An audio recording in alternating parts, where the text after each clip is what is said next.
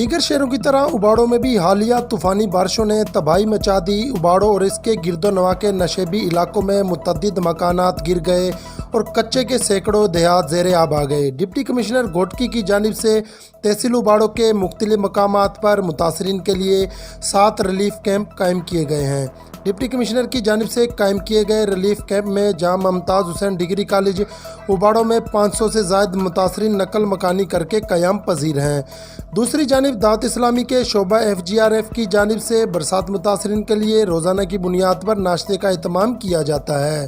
تقریباً 600 سے زائد افراد میں الحمدللہ عز و جل آج دعوت اسلامی کے ڈپارٹمنٹ FGRF کے تحت کھانا تقسیم کیا گیا ہے۔ الحمدللہ عز و جل ڈیلی بیسس پہ یہ ہمارا کام جاری ہے۔